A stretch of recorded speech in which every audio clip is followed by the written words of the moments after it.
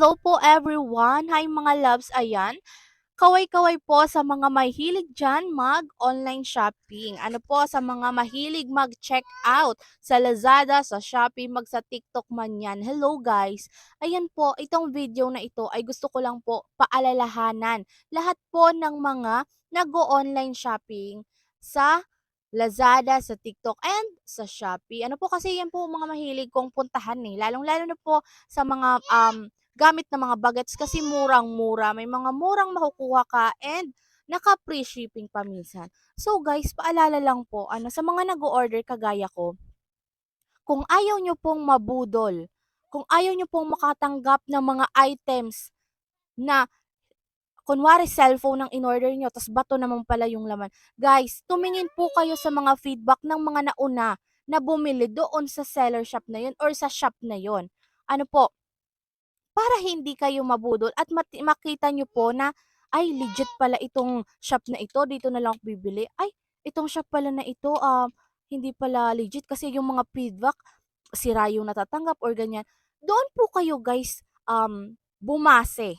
Ano po, tingnan nyo po ng mabuti kung ang shop ba na yon ay legit ba na maganda yung natatanggap na items or yun ba mismo, kung ano ba sa picture mismo, yun ba mismo yung natatanggap? Guys, sa part kasi na yan, minsan kasi yung ibang buyer, sinisisi yung mga, ano ba yun? Yung mga rider, yung mga nagdi-deliver. Guys, ano po, paalala lang po sa inyo. Kasi ako po, um, madalas po akong nag-o-order sa TikTok, sa Lazada at sa Shopee. Ano po, madalas po ako mag-order do'n. Kahit minsan po hindi pa naman po ako na scam. Puwede po na may nadating sa akin na mga items, minsan basag, minsan sira. Siyempre hindi po kasi 'yun maiwasan. Kasi, ang courier po or yung mga nagde-deliver po, minsan may mga, courier na basta hagis lang ng hagis doon sa linalagyan nila ng truck. Pero po yung mismong magde-deliver sa inyo, hindi po nila yun kasalanan. Kasi po, yung i-deliver sa inyo, doon na mismo. Kunwari dito sa amin, sa Castilla. Yung JNT po na yon or kahit saan man po ay kahit ano man pong deliver rider yan, kukunin lang po yan doon sa mismong opisina nila.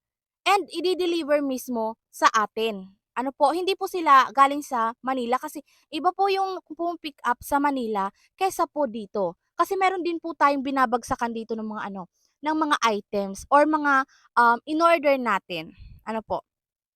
So yung dito, i-deliver nila yon sa atin. So pag natanggap nyo na scam na bato or something na kahit ano pa man yan, sira or ano, hindi po yun kasalanan nung mismong nag-deliver sa atin ngayon. Dito mismo sa lugar natin, hindi po yun nila kasalanan. Ano po, kaya wag nyo pong pinagdidiinan minsan or wag nyo pong tinatakot masyado yung mga rider natin. Kasi ginagawa lang po nila yung obligasyon nila as a rider po, as a nagde-deliver po ng ating mga items. Ano po, buti nga sila hindi kagaya sa ibang bansa. Ano po kasi nakikita ko sa mga video sa ibang bansa, mga labs, tinatapon lang nila yung mga items na dinideliver nila sa mga bahay. Ano po, tinatapon lang nila. Lalong-lalo na kung babasagin, 'di ba? Syempre pag tinapon mo 'yon, basag 'yon, sigurado 'yon. Pero yung mga rider po natin dito sa mismong mga lugar na natin is maganda po yung ginagawa nilang trabaho. Siguro, minsan nagsusungit sila, yun yung kasalanan nila kasi rider sila, obligasyon nila yon. Pero yung oobligahin mo sila na mali yung na-deliver sa'yo, mali yung ganyan. Guys, tumitingin lang po sila doon mismo sa address ng nasa parcel natin. I-deliver nila yan.